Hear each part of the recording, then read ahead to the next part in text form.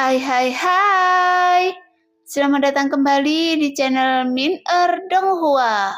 Kali ini kita akan melanjutkan cerita Donghua Battle Truck di Heaven. Nggak pakai lama lagi, langsung aja kita ke ceritanya. Cekidot. Senior, hati-hati. Tangga batu ini tidak biasa karena ada tekanan kuat untuk menguji kekuatan tubuh fisik dan jiwa. Sebelumnya, kami sudah mencoba. Jika Anda melakukannya dengan pelan-pelan, maka tekanan tersebut akan sedikit berkurang.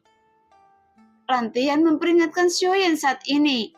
Jelas, sekarang mereka tidak punya ide lagi untuk berbohong pada Xiaoyan, karena mereka takut membuat Xiaoyan tidak bahagia. Meskipun mereka berempat bersikap kasar pada Xiaoyan pada awalnya, faktanya, kecuali plot si bungkuk, yang lainnya tidak membahayakan Xiaoyan. Terlepas dari apakah yang dikatakan Lantian itu benar atau salah, namun setiap orang kuat punya caranya masing-masing. Jadi ketika Lantian mengungkapkan alasan mengapa dia takut akan hidup dan mati, Xiaoyan tidak lagi berencana membunuh keempat orang itu. Hanya saja, Xiaoyan tidak lagi berbicara terlalu banyak kepada mereka berempat. Tapi gerakan tubuh menuju tangga batu. Namun, tepat ketika Xiaoyan melangkah ke tangga batu dengan kaki pertamanya, tiba-tiba Xiaoyan merasakan tubuhnya tenggelam, dan jiwanya juga semakin terasa kesemutan. Seperti yang dikatakan Lantian sebelumnya. Tapi bagi Xiaoyan, rasa sakit seperti ini benar-benar dalam kisaran toleransi langkah Xiaoyan. Jadi dia tidak langsung berhenti. Mulailah memanjat tanpa ragu-ragu. Pada saat yang sama di luar gerbang kuno, wajah cantik Yuyan sedikit menawan. Dia mengenakan rok panjang yang elegan. Dia biasanya terlihat seperti orang normal, sehingga sulit untuk dilihat di balik penampilannya yang halus dan cantik. Bahwa ada kegilaan dalam hatinya. Kekuatannya menjadi sangat kuat, dan bijaksananya juga tidak buruk. Sekarang dia seharusnya bisa mengetahui bahwa yang mengatur orang-orang itu adalah saya. Meskipun saya memang memiliki hubungan dengan tuan jahat saat itu. Hanya saja tidak ada minyak atau garam yang masuk. Namun saya tidak hanya berbohong padanya, tapi juga saya juga memiliki hubungan dengan Sun Sang sebelumnya. Tapi dia sepertinya tidak mengingatnya. Mungkinkah dia tidak mendapatkan ingatan kehidupan sebelumnya? Yuyan mencubit dagunya yang seperti batu giok. Bulu mata panjang bergetar sedikit, sepertinya setiap gerakan dan ekspresi yang dia lakukan telah dia rencanakan dengan matang. Ini adalah perasaan gadis muda yang Anda inginkan. Bukankah Anda menyukai awet muda? Saat ini tidak ada yang lain selain kegilaan di mata indah Yuyan. Ada juga keserakahan dan keinginan yang tak terlukiskan. Jadi bisa dibayangkan betapa gilanya dia. Bahkan Ciu Yang Tianxun pun akan sangat takut padanya. Dia menginginkan token kuno Dewa Iblis Abadi yang lengkap. Namun itu masih belum cukup. Bagaimanapun itu diringkas oleh keberuntungan kehendak Dewa Iblis Abadi. Jadi apakah itu akhirnya bisa didapatkan atau tidak? Itu juga tergantung pada apakah kehendak Dewa Iblis Abadi bersedia melakukannya. Jelas, orang-orang kuat yang muncul terus-menerus itu sebenarnya dikendalikan oleh Yuyan. Adapun mereka yang diserap oleh token kuno Dewa Iblis Abadi, itu adalah keberuntungan yang dimiliki oleh dunia kuno Dewa Iblis Abadi. Namun, saya tidak tahu mengapa saya mendapat komisi ini. Mungkinkah dia ingin mendapatkan keberuntungan dari kehendak Dewa Iblis Abadi? Sambil memikirkan hal ini, di wajah Yuyan yang hangat seperti batu giok juga mengungkapkan kejelasan. Seolah-olah dia sekarang tidak lagi diselimuti oleh nafsu, karena dia sangat jarang memikirkan masalah secara serius. Namun pada saat ini tiba-tiba terdengar suara gemuruh di kejauhan. Mendengar itu, Yuyan juga mengangkat kepalanya dan menoleh ke arah sumber suara tersebut. Taisu sebenarnya mengirim seseorang ke sini. Dunia yang bergantung pada pelanggaran aturan. Bagaimana mungkin mereka datang ke sini? Adalah mereka akan datang. Seharusnya itu masih ada dalam jangka waktu yang lama. Jadi sungguh suatu keajaiban. Jika berbicara tentang dunia Taisu yang tidak tahu, apakah si idiot sombong Sukyan Taiyi itu masih hidup atau sudah mati? Kata Yuyan dengan penuh semangat. Jika mengikuti pandangan Yuyan dan melihat ke atas, ada sebuah kapal yang berwarna hitam seluruhnya, dan kapal ini terlihat sangat berbeda dari kompas. Karena samar-samar kapal itu memperlihatkan kilo logam gelap dan penuh tekstur yang tidak bisa dihancurkan.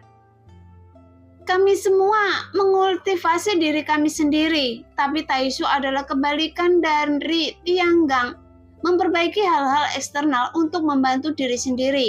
Tapi hal ini pada dasarnya disebabkan oleh sangat kurangnya sumber daya budidaya. Tetapi jika Taisu benar-benar berhasil menyerang Sensi dan memperoleh sumber daya Sensi, kemudian bagaimana tingkat perkembangan teknologistik mereka? Jika ditambah dengan sumber daya pelatihan yang luar biasa, saya khawatir dalam 10.000 tahun dari sekarang, maka di masa depan akan ada peluang untuk menantang alam Dewa 9 Surga. Orang-orang Taisu memang ini terlalu aneh, tapi rencana mereka sangat mendalam. Sebelum mereka menginvasi dunia Sensi, mereka membuat semua persiapan menyerang subdunia yang tak terhitung jumlahnya untuk membuat sumber daya cadangan mereka dengan gila-gilaan. Jadi untuk dunia Sensi, ini adalah bencana yang tidak kalah dengan apa yang dihadapi dunia kuno Dewa Iblis Abadi sekarang. Memikirkan hal ini, mata indah Yuyan sedikit menyipit. Setelah dia melihat kapal Taisu yang perlahan mendekat, dia bergumam dalam hatinya. Keberadaan orang itu adalah nomor 9. Jika Taisu ingin menyerang dengan sukses, ini bukanlah persoalan sederhana. Jika nomor 9 adalah yang mulia, maka pada kasus ini nomor 6 itu bukan berasal dari dunia Sensi, tapi dia seharusnya berasal dari dunia Taisu. Jadi tidak heran jika nomor 9 sangat aneh saat dia mendengar apa yang dikatakan nomor 6 sebelumnya. Ternyata ini masalahnya. Ketika Yuyan mengingat semua yang terjadi di pertemuan alam Dewa Kekacauan sebelumnya, setelah mengkonfirmasi identitas Xiaoyan, dia dapat memahami identitas keduanya dengan sangat jelas. Kali ini, kedatangan Taisu ini mungkin untuk nomor 9.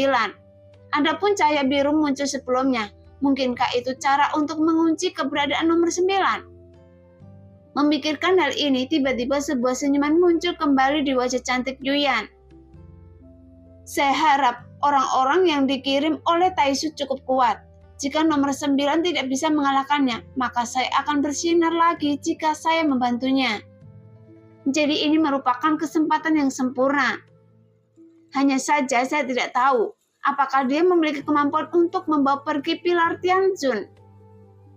Jika dia bisa mendapatkan pilar Tianjun, kemudian dia bisa membiarkan keberuntungan datang kepadanya lagi, maka saat itu dia bisa membuat kekuatannya menerobos lagi.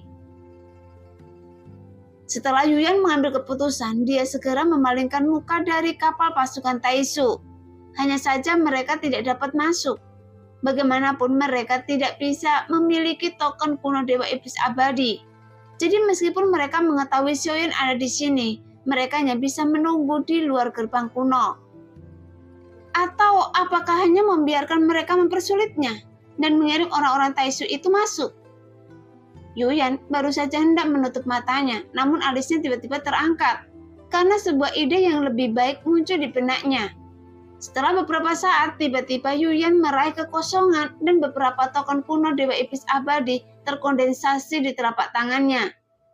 Jika Xiaoyan tahu bahwa Yuyan sebenarnya dapat membuat token kuno Dewa Iblis Abadi dengan sesuka hati, bukankah itu akan membuat Xiaoyan marah setengah mati? Namun setelah Yuyan mengangkat tangannya, dia segera melambaikannya untuk mengirim token kuno Dewa Iblis Abadi langsung ke kapal Taisu. Adapun orang-orang Taisu di dalam kapal, mereka tidak tahu siapa yang mengirimkannya. Sesaat kemudian, beberapa kilatan cahaya keemasan menyelimuti Yuyan. Dan dia juga segera mengangkat jarinya dan tiba-tiba menunjuk ke kapal Taisu. Sehingga cahaya keemasan langsung menyelimuti kapal Taisu dan langsung mengirim para prajurit Taisu ke alam besar di dalam gerbang kuno. Anak nakal, sekarang Anda harus bekerja keras dan saya hanya dapat membantu Anda sejauh ini, kata Yuyan sambil tersenyum. Adapun para sosok yang ada di dalam kompas, mereka masih duduk bersila. dengan mata tertutup rapat dan mereka tidak pernah memperhatikan Yuyan. Mungkin mereka sudah lama terbiasa dengan temperamen Yuyan. Namun jika Xiaoyan mengetahui semua yang dilakukan Yuyan, maka dia seharusnya berterima kasih padanya dengan benar. Pada saat ini, di ribuan anak tangga batu, Xiaoyan juga mengambil langkah dengan susah payah. Saat ini seluruh tubuhnya sudah berkeringat deras. Namun kecepatan dalam menaiki anak tangga ini tidak cepat atau lambat. Tangga batu ini cukup bagus, karena saya tidak hanya bisa berlatih kekuatan tubuh fisik, tapi itu juga bisa melemahkan kekuatan jiwa. Jadi alangkah baiknya jika saya bisa mengambilnya. Gumam Xiaoyan perlahan. Meskipun tampaknya uji coba ini agak sulit bagi Xiaoyan, tapi sekarang Xiaoyan hampir mencapai puncak, dan dia segera berbalik untuk melihat keempat orang itu lagi. Namun mereka masih menempuh sepertiga perjalanan dari anak tangga ini. Pelan-pelan, pelan-pelan, kita tidak akan bisa mempertahankannya jika ini terus berlanjut. Iya, jangan khawatir, meskipun orang itu sangat kuat, tapi dia mungkin tidak akan dikenali oleh istana Tianjun. Jadi ayo bergegas perlahan, dan setidaknya kita bisa naik ke atas dulu. Sekarang mereka berempat tampak sedikit malu, dan kulit di tubuh mereka juga sudah berlumuran darah dan terengah-engah. Bahkan mereka semua juga hampir sama sebelumnya. Lagi pula butuh banyak waktu untuk mendakinya, hanya saja bukannya karena mereka lambat, tapi Xiaoyanlah yang terlalu cepat. Nah, demikianlah cerita hari ini. Terima kasih yang sudah menonton video Min Earth sampai selesai. Sampai jumpa di video selanjutnya. Bye-bye.